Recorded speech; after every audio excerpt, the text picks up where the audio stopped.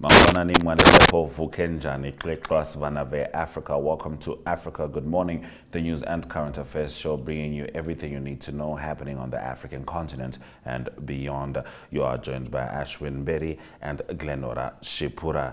It's always good to have Glenn back. And Ethiopia rejects allegations its forces massacred civilians as the West urges investigation. Renamo wants stiffer penalties for election crimes, and Nigeria's electricity prices may increase as subsidy no longer sustainable. We'll also be talking to Mike Sichula on the show. Stay with Africa. Good morning.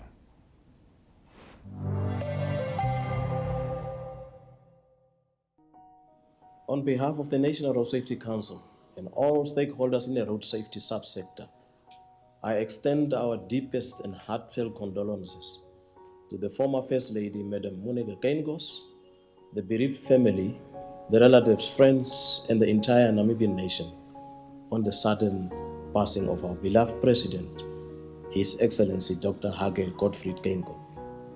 His leadership, resilience, and firm belief in systems, institutions, and processes will forever be kept and cherished in our hearts, as well as his belief in unity, inclusivity, and equality. I, on behalf of the National Road Safety Council and all stakeholders in the road safety subsector, join the rest of the nation in mourning the passing of our distinguished leader. May his soul rest in eternal peace.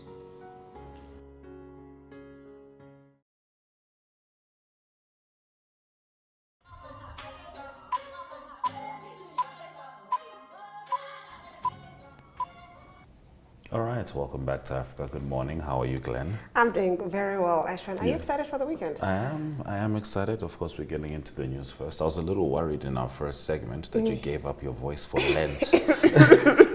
I had to. All right, let's get straight into our top stories. And we start off in Ethiopia, where the government yesterday dismissed allegations that its soldiers massacred scores of civilians last month in the country's restive Amhara region, as the West is demanding an investigation into the killings. A rebellion broke out in Amhara, Ethiopia's second biggest province, last year, when the government moved to dissolve regional forces and absorb them into the federal army. Later, rebels captured several towns across the region before retreating to the countryside. Rights monitors have documented a range of human rights abuses by government forces during the conflict, including alleged extrajudicial killings. Ethiopia's state-appointed Human Rights Commission says troops killed at least 45 civilians in the Amhara town of Merawi following clashes with local militia in January. In our next story, tougher penalties for those who adulterate the election results are included in Renamo's proposal to amend electoral legislation. Renamo calls for penalties of between 8 and 12 years imprisonment and fines of up to 48 times the minimum wage, plus expulsion from the state apparatus if the offender works in public administration. MDM suggests lighter penalties ranging from 2 to 4 years imprisonment and fines of up to 15 times the minimum wage. A debate on changes to the electoral law is on the agenda for Parliament, which convenes next week. Renamo proposes that anyone who votes more than once should be punished with a prison term of between 8 and 12 years and a fine equivalent to 24 times the minimum wage paid in the public administration. But anyone who introduces extra votes into a ballot box or who seizes a box containing votes could have their fine increased to 36 times the minimum wage. The fine could be increased to 48 times the minimum wage when the offenders are members of the polling station staff. Now, the National Organization of Nurses and Midwives and the Physician Assistants Union of Malawi has accepted the government's offer that their salaries should be raised by 15%, as is the case with all other civil servants. This is according to a communique that NONM and PAUM on the one hand and the government on the other have jointly issued. However, the two organizations have proposed that the government should raise allowances for all health workers in the country. Initially, Initially, they were demanding 44% salary adjustment to match the 44% kwacha devaluation, which the Reserve Bank of Malawi effected in November last year. PALM President Solomon Chomba confirmed the latest development. The Secretary for Health has committed to engaging the Secretary of Treasury to raise the health sector-specific allowances with arrears effective November 1, 2023, Chomba said. Swinging over to Nigeria, the Nigerian government on Wednesday said it has become very difficult to sustain subsidies on electricity in the country. Nigeria's Minister of Power, Adebayo Adelabu, disclosed these at a press conference in Abuja. Adelabu explained that the indebtedness of the country's power sector to electricity generating companies and the gas companies has risen to over $1,977,326,640 Today, we are owing a total of 856 million and over, he said, in US dollars. Now today we have a legacy debt before 2014 to the gas companies of 1.3 billion US dollars. At today's rate, that is close to 1,318,217,000, he said. All right, moving over to Lesotho, Speaker of National Assembly Tlhogang Sekamane has recognized the media as a critical cog in fostering good governance. As such, it is imperative that the legislature he leads develops healthy relations with the media to enable it to effectively discharge its mandate. The media should be enabled easy access to Parliament for its coverage. It should be empowered to play its role in ensuring that members of Parliament effectively discharge the functions for which they were elected, said Mr. Sekamane. The Speaker made the remarks this week at a meeting with media representatives at which they signed a memorandum of understanding coined Strengthening Media and National Assembly Relations. Now, at least 5 people have been killed in an air attack on the Russian city of Belgorod.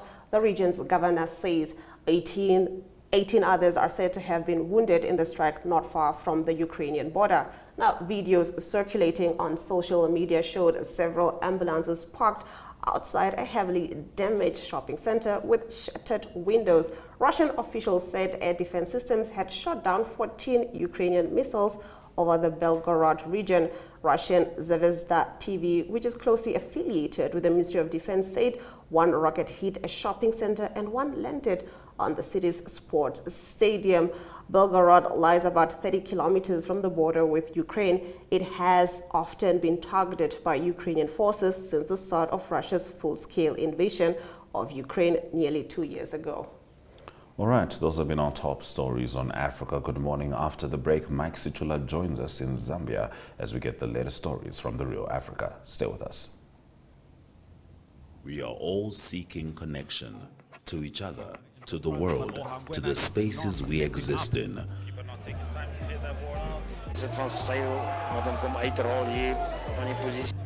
Poor sportsmanship right now from the lads. You might be physically ready, your body is ready, but mentally. He has another chance, and it is a goal from Vindo Kahan. Sy sê wie hy is aan neertrek en hy bal net my grond gevat. Ja, hy het grond gevat. En as hy But just enough next. Running that mountain up. Okay, so we will be doing this for the mountain climber. More advanced, slightly advanced. So is jou trolley reg? Want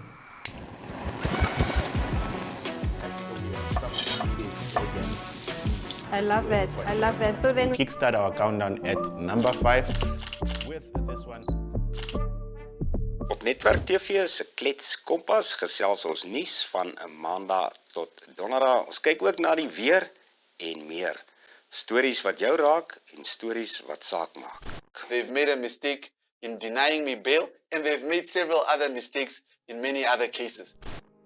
The channels that teach us something new or reflect our expression. So it goes beyond switching to the right station. It's about choosing the experience that can adorn the present, dressing it with our tastes as we Expand our preferences, because what we are actually connecting to is boundless, limitless human energy. And this is the spirit of NTV.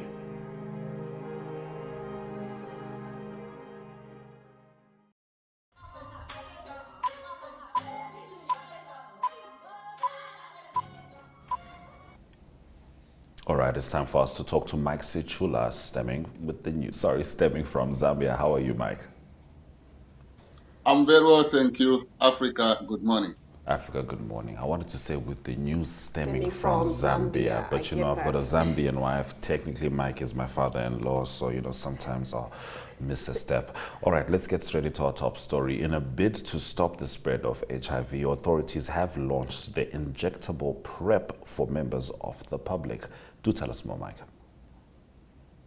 Yes, the Ministry of Health, in partnership with international organizations, USAID as one of them, as also USA PrEP Fund, they did receive their first injectable ARVs. So the numbers in terms of Zambians being on antiretroviral treatment stand at over 1.2 million people. And also the 1990 strategies that the World Health Organization has put, Zambia has met that in terms of people being on treatment, and also people accessing drugs, and also people having their viral load suppressed. So the introduction of this injectable ARVs as a novel PrEP option presents an exciting opportunity to expand the arsenal against HIV transmission, and also the commitment of government to tackle the high incidences of HIV remains something that the government of Zambia is targeting, according to Health Minister Silva Masebo.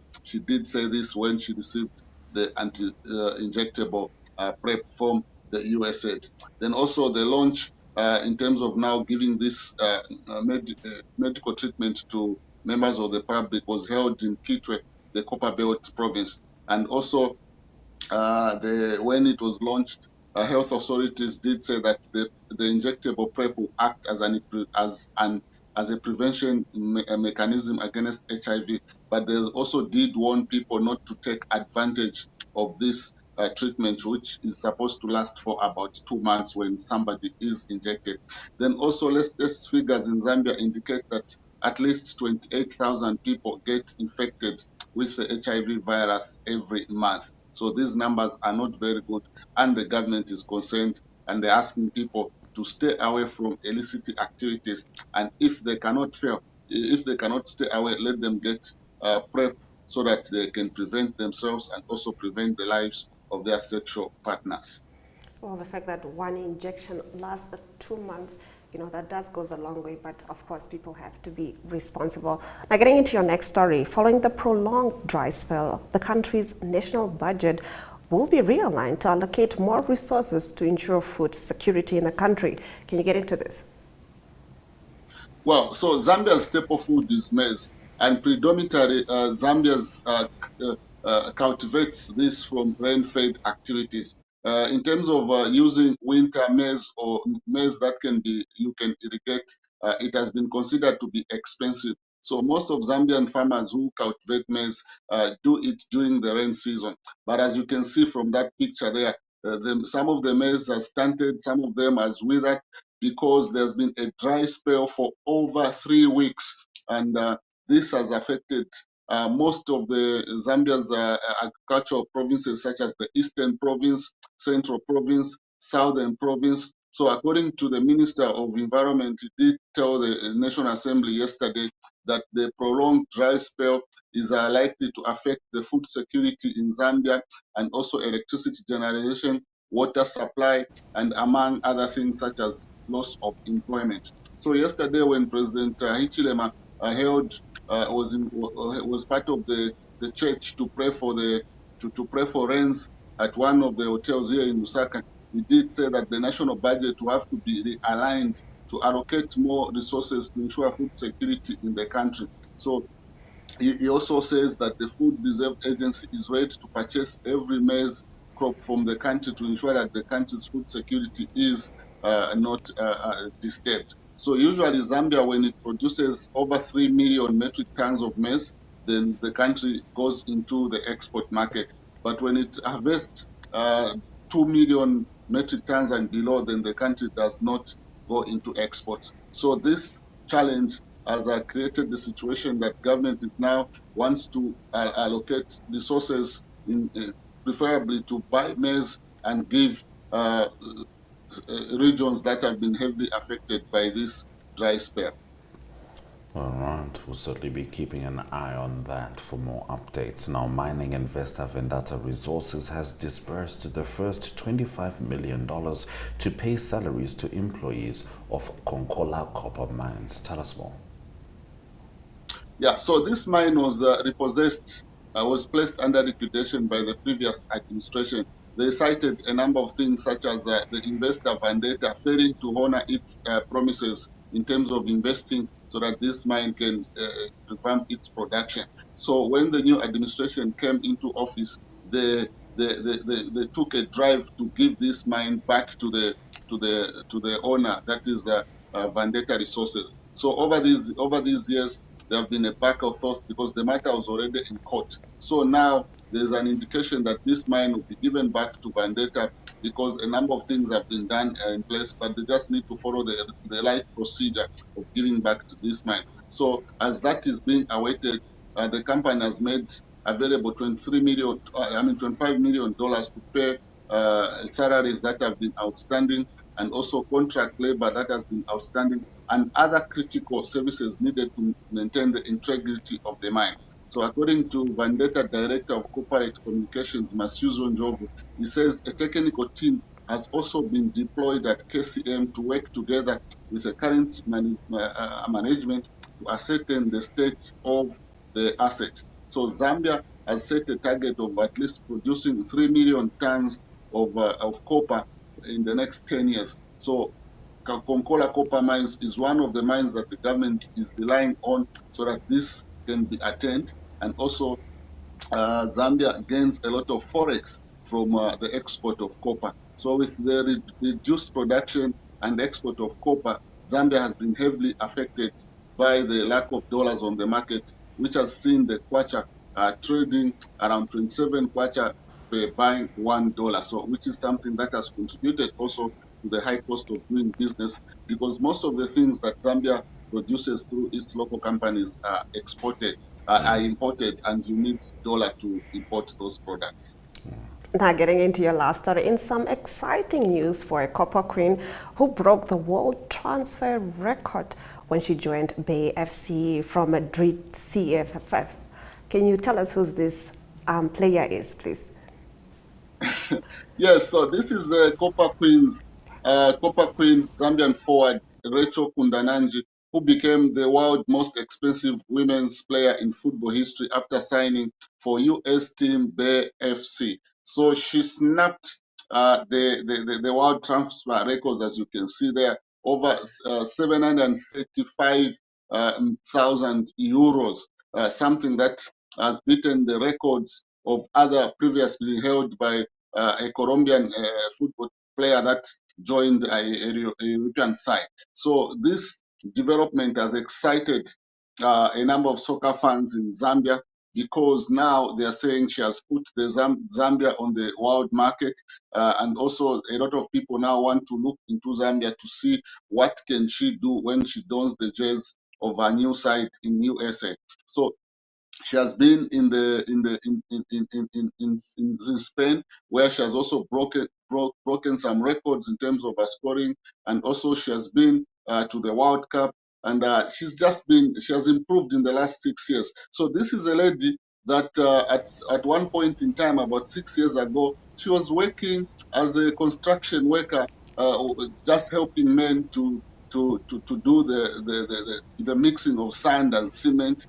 But today, she's, as you can see from that picture, so you could see that there's a lot of determination from her, and she has made it. And when she was speaking to ZNBC yesterday, she did say that she wants to prove to the world that the amount that the club has paid was worthwhile, and she dreams to keep working hard for her new club, and also the Copper Queens, who will be facing Ghana this weekend for the Olympic qualifiers at Ndola's Levi Manawasa Stadium. So a number of people would flock to the stadium to see what she will do after this transfer, which is so huge. And then a number of people are saying maybe this can affect us psychologically, but she says she will not be affected anyway.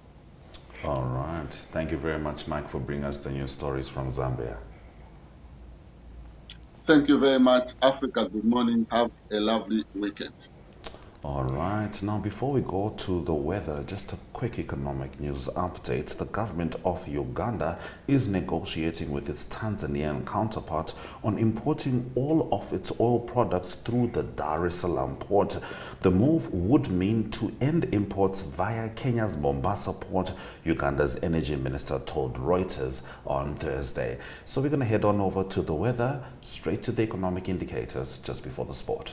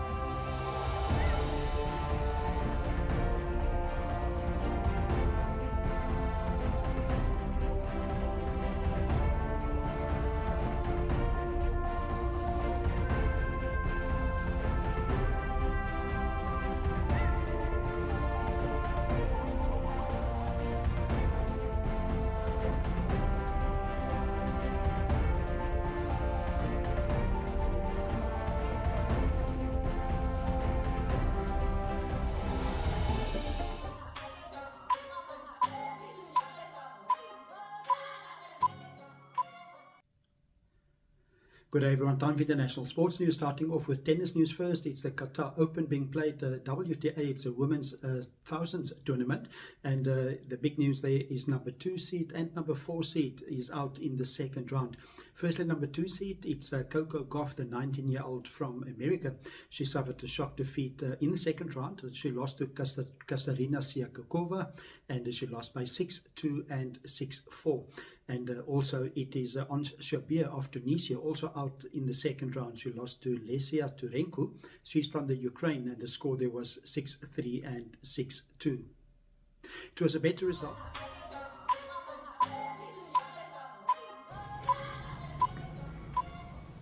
And also lots of Premier League action to look forward to this weekend. I'm very excited. You know, Arsenal, we won 6-0 last week. So who knows what we can do this week. Thank you for staying with Africa Good Morning throughout the broadcast. Let's have a look at some of the highlights. Ethiopia rejects allegations its forces massacred civilians as the West urges an investigation. Renamo wants stiffer penalties for election crimes. Uganda in talks to import all its oil via Tanzania after dispute with Kenya. And with that, we've come to the end of the broadcast. Thank you for joining us all week. From me, Glenn Rashipura. And me, Ashwin Berry, Suraj Rakanaka.